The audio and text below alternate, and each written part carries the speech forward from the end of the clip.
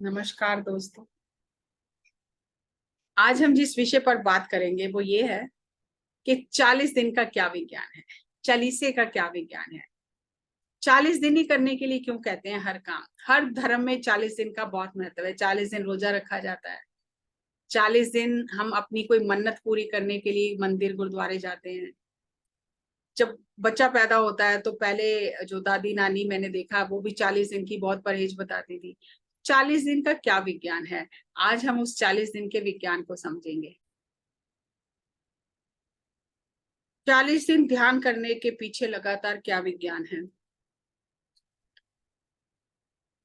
हम चालीसा करते हैं, हनुमान चालीसा पढ़ते हैं। अगर हमें बीच में एक दिन छोड़ दिया तो फिर 40 दिन पूरे एक दिन करने से नहीं होते, फिर शुरू से शुरू करना पड़ता है। और सबसे पहले हम ये बात करेंगे कि सिर्फ सांसों को ही क्यों महसूस करना है और किसी चीज से क्यों नहीं हम कर सकते ध्यान। मंत्र जाप कर सकते हैं, पूजा कर सकते हैं, पाठ कर सकते हैं, बहुत सारी विधियां हैं। प्राणायाम की सांसों के साथ बहुत सारी विधियां हैं। तो हमें सिर्फ सांसों को ही क्यों महसूस करना है। तो क्योंकि सांस लेना हमारे मन के बस में नहीं है, मन के कंट्रोल में नहीं है। तो हमें अपने मन को नियंत्रण में करने के लिए, मन के मास्टर बनने के लिए कोई ऐसी चीज चाहिए जो मन से ऊपर है। उदाहरण के तौर पे एक स्कूल में विद्यार्थी भी होते हैं, टीचर भी होते हैं, प्रिंसिपल भी होती है। विद्यार्थी टीचर से डरते हैं, टीचर नहीं डरता विद्यार्थी से। टीचर प्रिंसिपल से डरता है क्योंकि वो उससे ऊपर है। प्रिंसिपल अपनी मैनेजमेंट कमेटी से डरता है। तो ये इसी तरह एक सिस्टम बना हुआ है। तो हमारे शरीर के 5 जो फंक्शन हैं बहुत महत्वपूर्ण, वो हमारे सचेतन मन के हाथ में नहीं है। हम चाहें सांस लें तो हम लें, ना चाहें तो ना लें, ऐसा नहीं हो सकता। हम चाहें तो हमारा खून दौरा करे और हम ना चाहें तो ना करें, ऐसा नहीं हो सकता।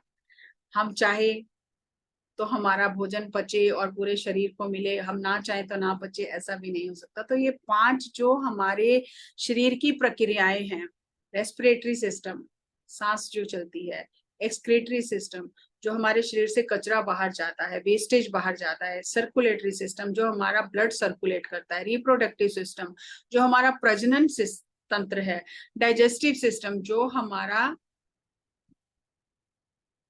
पाचन प्रक्रिया है, पाचन तंत्र है, ये सब सिस्टम हमारे मन के हाथ में नहीं है।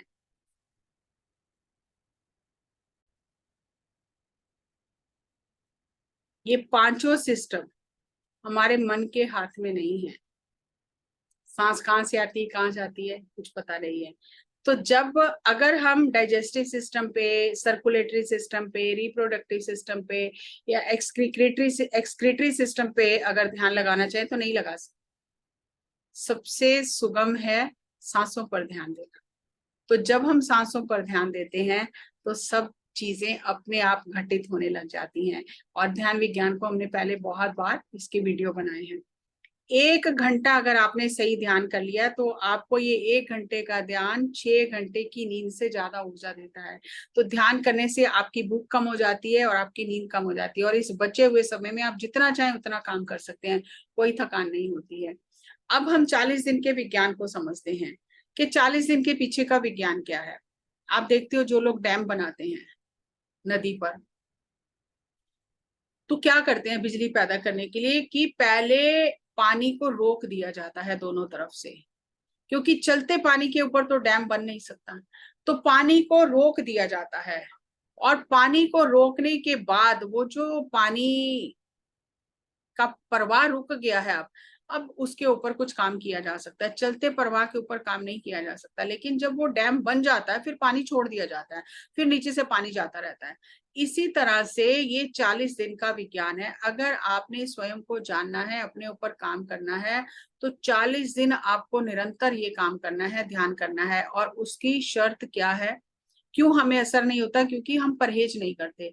दवाई ली, परहेज नहीं करेंगे तो कैसे चलेगा। तो 40 दिन के लिए आप ये परहेज करें कि मुझे किसी की निंदा चुगली नहीं करनी, सात्विक खाना खाना है, मुझे किसी की बुराई नहीं करनी है, किसी का हक नहीं छीनना है। ये परहेज है। और मौन रहना है, ज्यादा से ज्यादा जरूरत की बात करनी है, तो आपने पीछे से परवाह को रोक दिया और जो जमा है पानी, अब उसके ऊपर ही आपको काम करना है। तो एक दिन वो सारे जो विचार हैं जो जमा है अंदर वो निकल जाएंगे, फिर पीछे से पानी आएगा, वो नीचे से चला जाएगा, आप अब ऊंचाई पर आ गए। लेकिन अगर आप सोचो कि सब कुछ चलता रहे, परहेज भी ना करूं, दुनिया के साथ भी चलूं, सब कुछ करूं और ध्यान करने से मेरा जिंदगी बदल जाए, तो नहीं होता ऐसा। परहेज तो करना ही पड़ेगा, अपने को समय देना ही पड़ेगा। अगर हम जैसा चाहें वैसा चलें तो ऐसा काम नहीं होता है। तो 40 दिन का जो बहुत ही सुंदर विज्ञान है। अब जैसे सूरज की किरणें हैं, तो सूरज की किरणें ऐसे तो नहीं चलाती हैं, लेकिन जब उन किरणों को एकाग्र कर दिया जाता है मैग्नीफायर लेंस के ऊपर, तो नीचे रखे पेपर को जला देती हैं। अब आपने 40 दिन अपनी चेतना को एकाग्र कर दिया सिर्फ ध्यान पर, पीछे से सब कुछ रोक दिया। अब आपने जब वो एकाग्रता आपकी बढ़ी, तो उसने आपके अंदर जो भी संस्कार विकार थे उसने वो जला डाले। तो आप देखोगे 40 दिन में आपका कितना रूपांतरण हो गया। लेकिन अगर वो एकाग्रता नहीं बनी, बिखरा हुआ है मन चारों तरफ, तो कुछ भी नहीं होगा। 1 घंटा हम ध्यान करते हैं तो 23 घंटे हमारी परीक्षा है कि हम बाकी 23 घंटे क्या करते हैं। ये परीक्षा भवन है। कोई हमें कुछ कह जाएगा, कोई हमारा नुकसान कर जाएगा, कोई बुरा भला कह जाएगा, उस समय हम कैसा व्यवहार करते हैं, क्योंकि अब हमने ध्यान किया है। वो ध्यान की ऊर्जा पूरे 23 घंटे में बिखरनी चाहिए, तब उसका लाभ है। 4-4 8-8 घंटे ध्यान कर रहे हैं लेकिन जीवन तो बदला नहीं है, जैसे थे वैसे ही हैं। क्यों? क्योंकि जीवन नहीं बदला। तो जीवन नहीं बदला तो क्या लाभ हुआ? जीवन का रूपांतरण करने के लिए ये विज्ञान है, ध्यान विज्ञान है। तो जितनी गहराई से विज्ञान को समझेंगे उतनी जल्दी उसका असर होगा। ये खुद का रूपांतरण करने का 40 दिन का विज्ञान है। पत्री जी कहते थे 40 दिन आप ध्यान करते हो, पहले 40 दिन आप ध्यानी बनते हो, धीरे धीरे आपके अंदर बदलाव होने शुरू होता है। आपका शरीर और मन थोड़ा स्थिर होने लग जाता है। पहले तो शरीर और मन ही बहुत विद्रोह करते हैं। शरीर ही विद्रोह करता है, बैठना नहीं चाहता, फिर मन विद्रोह करता है। तो 40 दिन में तो आपके अंदर धीरे धीरे ये सामंजस्य बनता है शरीर और मन का, और थोड़ा थोड़ा बदलाव आना शुरू होता है। और अगर आप रोकते नहीं हो और 40 दिन आगे करते हो, आपके अंदर जो मन के द्वंद है, संघर्ष है, वो खत्म होना शुरू होता है। तो आप योगी बनने की दिशा में आगे बढ़ते हो। 40 दिन और इसी तरह निरंतर करते हो तो आप ऋषि बनते हो। ऋषि मतलब जिसकी थर्ड आई ओपन हो गई है। आपको अब कोई कोई चीजें दिखाई देने लगेंगी, अपना पिछला जन्म भी कोई दिखाई देने लग जाता है। आपको कुछ प्रकृति, कुछ नेचर, ऐसी चीजें थोड़ी थोड़ी दिखाई देने लगेंगी। इसका मतलब आपका थर्ड आई एक्टिवेट हो रहा है, आप ऋषि बन रहे हैं। और ये जेन मास्टर्स ये कहते हैं, ये सतोरी कहा जाता है इसे, कि जो छोटी छोटी झलकियां मिलती हैं आत्मज्ञान से पहले, और 40 दिन करोगे तो महर्षि बन जाओगे। महर्षि मतलब अब वो दूसरों को भी देख सकता है, दूसरों के जन्म भी देख सकता है। अब स्थिरता आ जाती है शरीर में, मन में, अब एक स्थिर अवस्था प्राप्त हो जाती है। और 40 दिन और लगातार करने से ब्रह्म ऋषि बन जाते हैं। ये कोर्स है आत्मा का। और फिर हमें सब में, हम खुद को देखते हैं और सृष्टि के साथ एक हो जाती है। सब में मैं, मुझ में सब।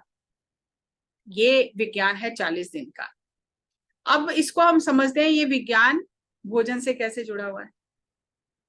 जैसा अन्न वैसा मन।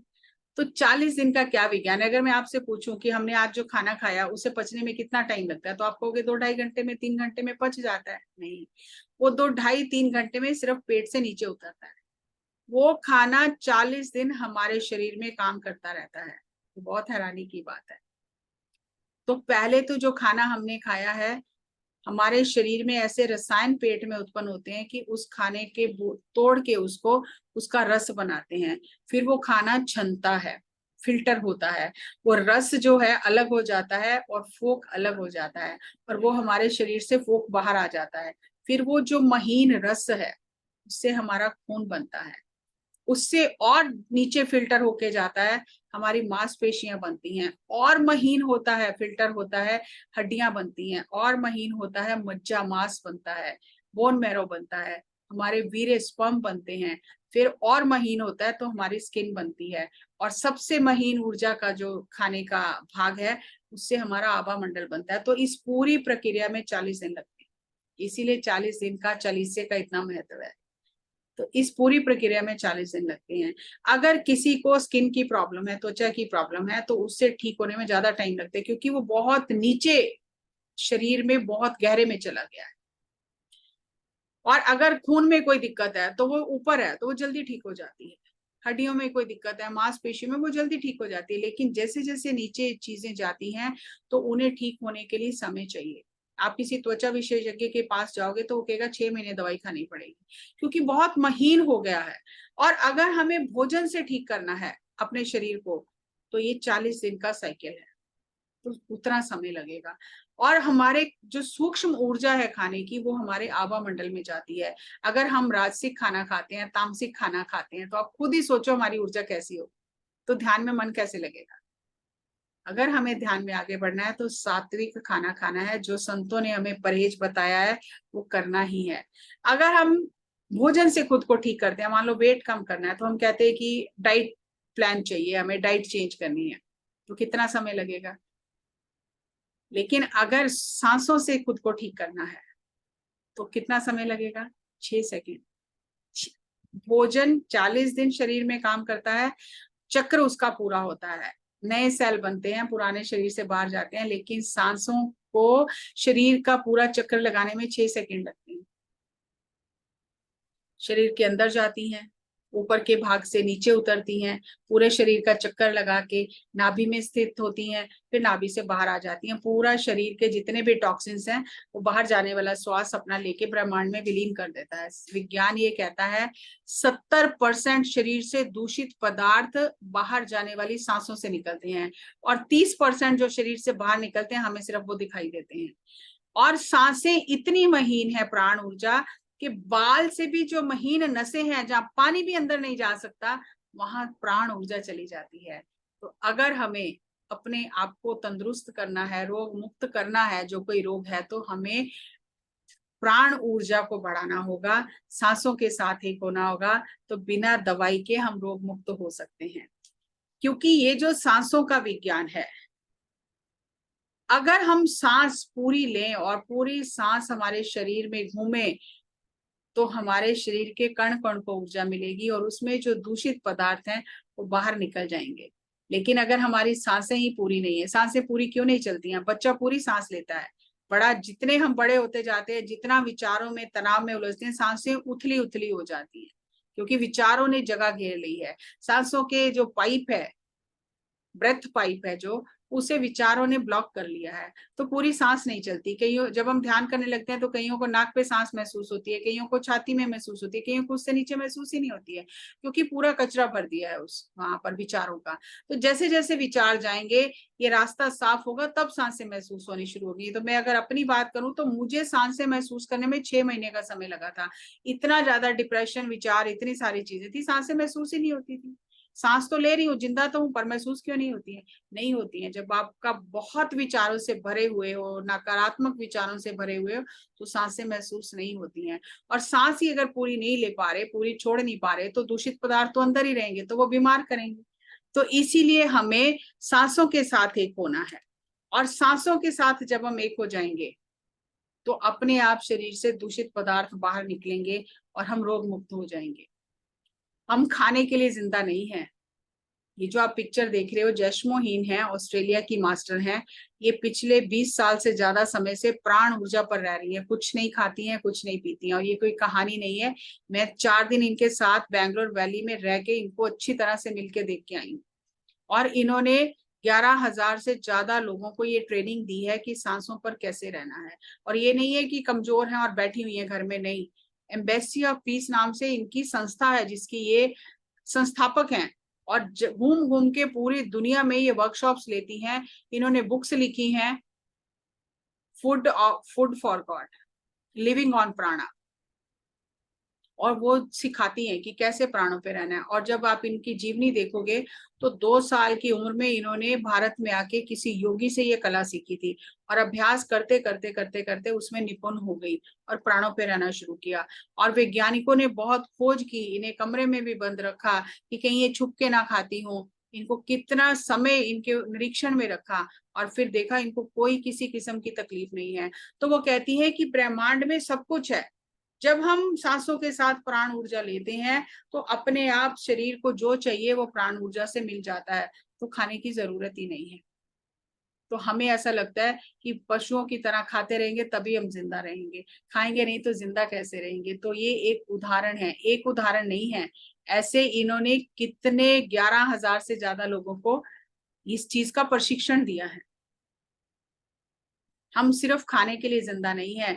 जितनी शरीर में प्राण ऊर्जा की मात्रा बढ़ेगी उतनी खाने की जो ललक है वो कम होती जाएगी, क्योंकि शरीर को ऊर्जा चाहिए चलने के लिए। आपने प्रत्यक्ष ऊर्जा ले ली, प्राण ऊर्जा ले ली। अब आपको जो भोजन आप करते हो, जब तक वो भोजन ऊर्जा में परिवर्तित नहीं होगा, वो भोजन आपको ऊर्जा नहीं देगा।